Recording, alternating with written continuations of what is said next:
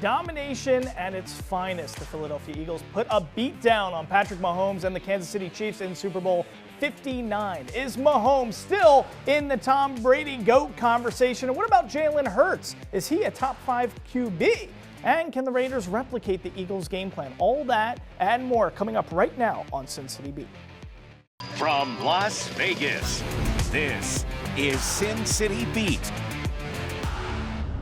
Welcome to Sin City Beat. Thanks so much for hanging out with us. I'm Mike Davis. Sin City Beat is the show that dissects the biggest sports world through the eyes of the sports reporters and storytellers leading the charge. On today's show, joining the action, we have Case Kiefer, sports editor of the Las Vegas Sun, Ray Brewer, managing editor of the Las Vegas Sun, and our very own Vince Sapienza, sports reporter and anchor with Fox 5 Las Vegas. Great to have you guys here. So leading into the Super Bowl, it seemed like sports media was talking less about the game and more about the Lakers acquiring Luka Doncic. Experts and analysts basically all said the same thing. Well, you can't bet against Mahomes and the Chiefs. He's 3 for 4 in Super Bowls with 3 MVPs, and now he's going for his 4th and a three-peat, something Brady has never done. And boom, right from the start, the Chiefs' O-line is being manhandled. Mahomes is shaken, rattled, frazzled. Doesn't look like a GOAT to me. Next thing you know, it's 17-0 after a pick 6 by rookie birthday Cooper DeJean. Then it's 24-0. Then it's 34-0, a blowout where Saquon Barkley was contained. Did not seem possible, and yet it happened. So 40-22, the Eagles take home the Lombardi Trophy. So now that the three-peat quest is kaput, Vince Sapienza, can we put the Mahomes GOAT conversation to rest? How much fun was that script for you to write? It was a lot of fun. I've been daydreaming about that since I was a young child. To answer your question, yes, he's still in the conversation because there's only one person in that conversation as of right now, and it's Patrick Mahomes. When you look at the stats and the numbers, when Patrick Mahomes first started, it looked like he was the trajectory. He was going to surpass anything Brady was able to do just in terms of numbers. Now that train is, I'm not going to say stalled, but it has definitely slowed down. Remember, there was a giant gap between Brady's Super Bowl wins and really when he became, quote unquote, GOAT. That being said, is there anybody else in the conversation? I would say no. So if there is a conversation to be had, Patrick Mahomes is firmly centered in it. I think it's interesting to note that the first guy I heard speak about this post-Super Bowl was Colin Cowherd. And basically, the 2 losses from Mahomes, the score total and the differential is 40. Meanwhile, for Brady, all 3 losses he had in those 10 Super Bowl appearances, it's a total of 15 points. So it's pretty stark difference there. Ray, what's your take on this? Is Mahomes still, going to eclipse the GOAT potentially in your eyes at 29 years young of age? So Mahomes has got many more years of football left. Yeah. And he's darn good. He's won 3 Super Bowls. And it's not like the Chiefs are going to take this gigantic fall and not be in the playoffs again. And I just think the guy's going to have so many more opportunities, and he's going to come back hungry because his legacy is being questioned, and the comparisons to Brady are out there. And when you question somebody's legacy, guys, you get the best version of them coming through, because all of a sudden, even though he's won 3 Super Bowls, and even though he went to 3 Super Bowls in succession, which is unheard of, and people would die for one of them, now all of a sudden he's motivated to do something. And the guy's really good, and he's going to be motivated, and Andy Reid's coming down the end of his tenure. I look for them to keep rolling. Isn't it problematic, Case, though, that we would watch Tom Brady? We all remember the infamous 28-3 game, Super Bowl against the Falcons. Brady could get frazzled, but he would find ways to win. I was shocked how body language, Mahomes-wise, just looked so distraught and frazzled. There was almost no chance that this guy was actually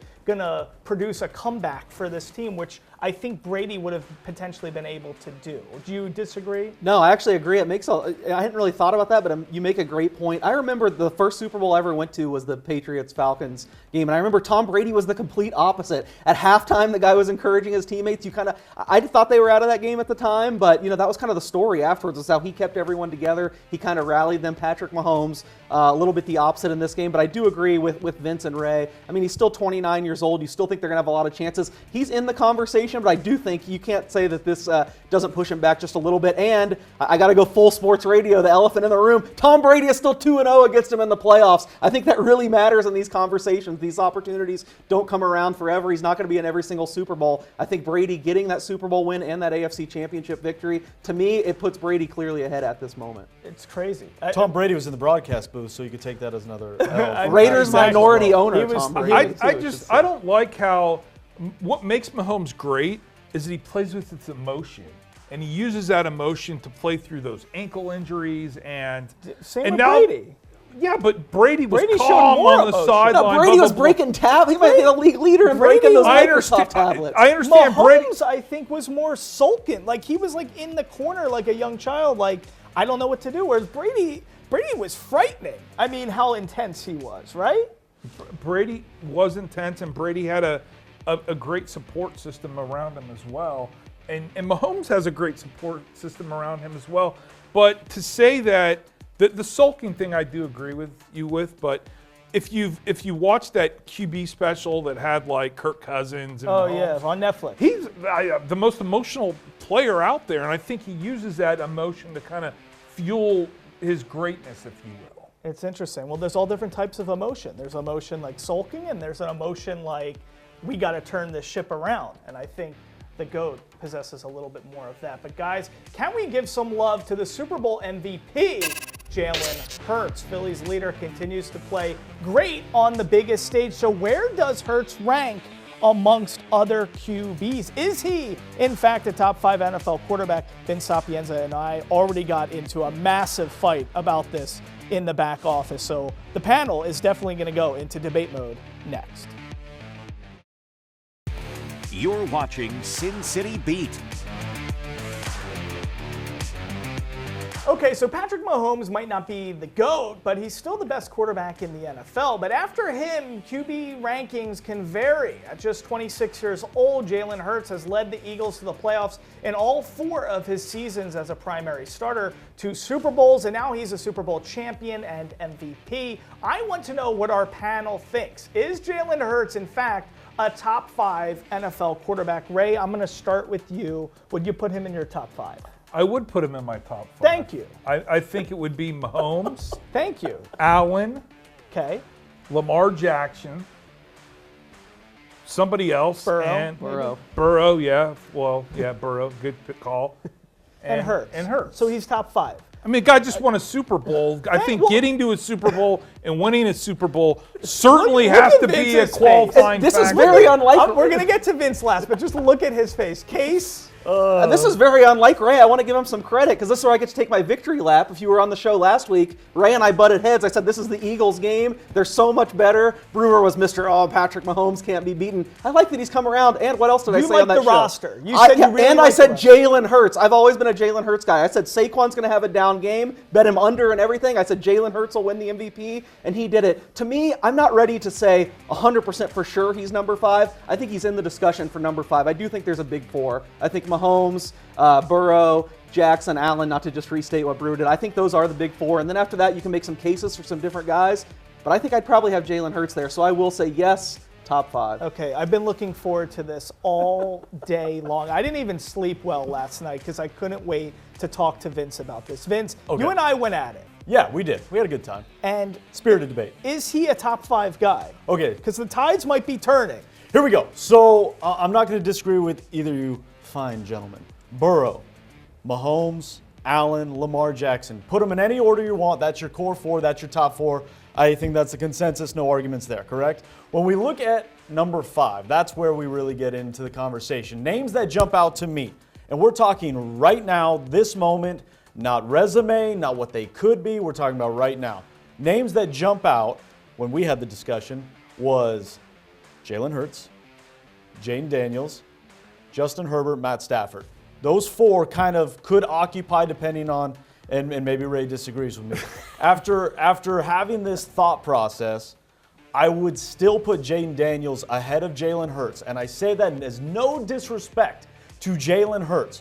But when you sit there and look at a guy, what were you able to do with? I thought Jane Daniels was able to do so much with so much less on both sides of the ball and carry a team. That's no disrespect to Jalen Hurts. In 2 Super Bowls, he was the best player in each one. He went 1-1. There's no doubt in my mind about that. That being said, on Super Bowl 59 in New Orleans, I made the argument to you, which you got very upset with. I did. There could be a dozen quarterbacks that could have played for the Philadelphia Eagles, and the result would not have changed. It was 34-0 in the third quarter.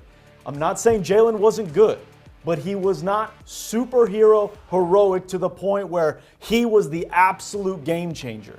Saquon Barkley made the Philadelphia Eagles a completely different team. They went from a good team, dare I say, a great team, to an elite team.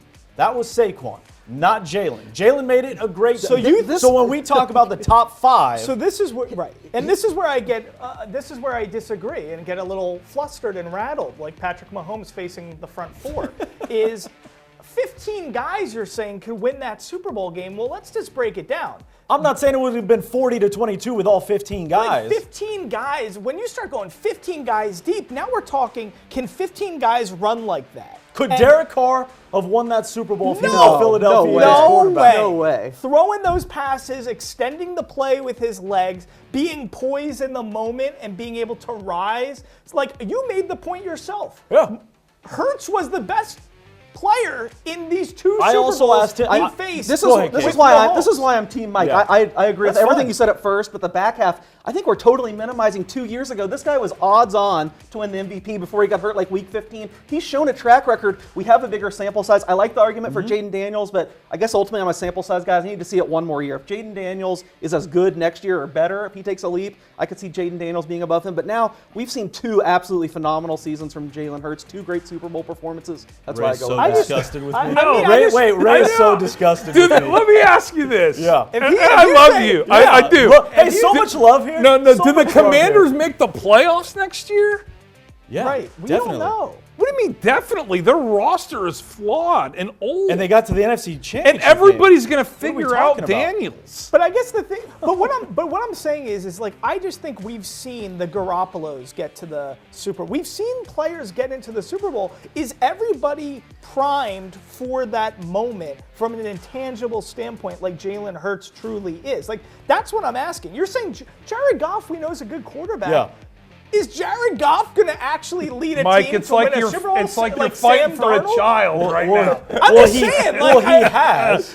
Jared Goff has gotten to a Super Bowl. But did he what win? What You I'm know? saying specifically to the Philadelphia Super Bowl 59, it's a world that we can create only in our minds. I'm saying, for the example of Jared Goff, if Jared Goff was the Eagles quarterback in that game, the way the defense played, knowing all that was the same on that side of the ball, you're saying Jared Goff would not have won a Super Bowl.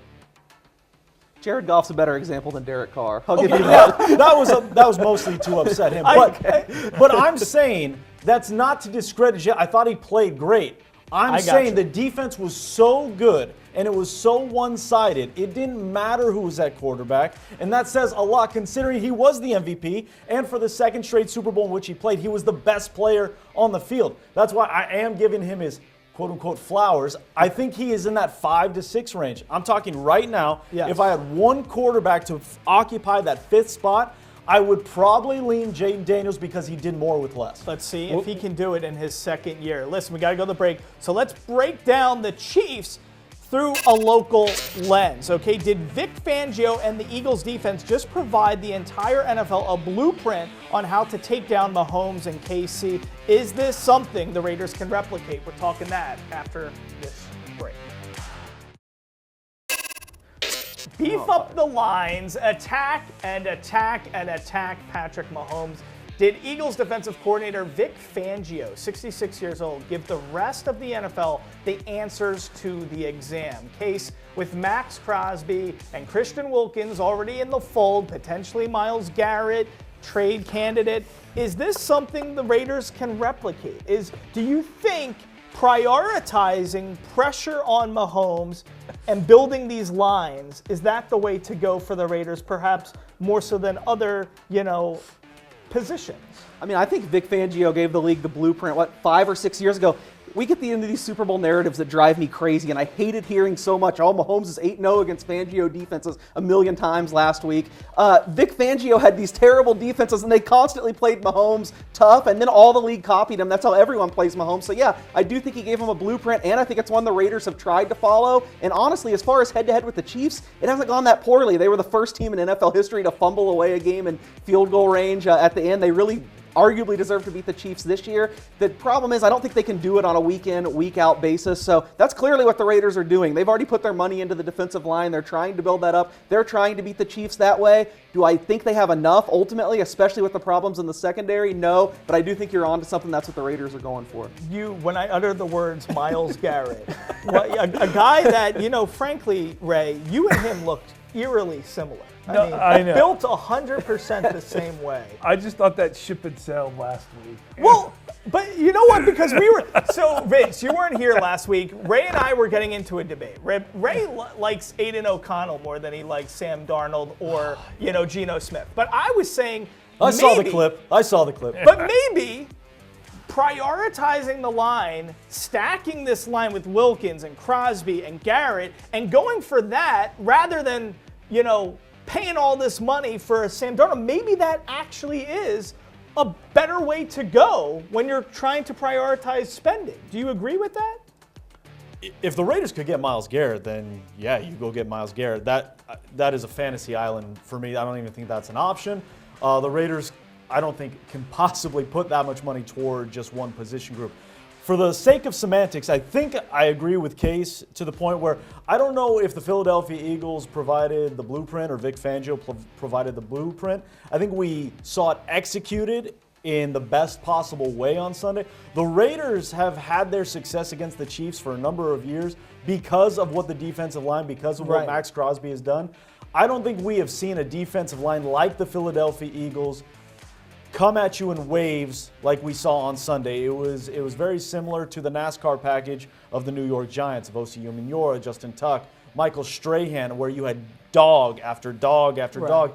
It was a little eerily similar to the Denver Broncos of Super Bowl 50, where that entire front seven was just stacked with talent. Yeah. But so to that point, I think you've seen it over glimpses of time over the last couple of years. Patrick Mahomes is not at his best when you're in under his duress, face. yeah. It's not too dissimilar that when you find success against Lamar Jackson. We were joking about the Raiders coming off their win against the Baltimore Ravens. Why were they able to pull off such an upset? Is because they were able to get Lamar Jackson into lanes that they wanted him to get into as opposed to running wherever he wanted to. It's a similar blueprint that they did to the Ravens, to Patrick Mahomes 2 times a year over the last couple years. So to answer your question, I don't know if the blueprint was seen. I think it was just executed at a higher level with a much deeper roster to do it with.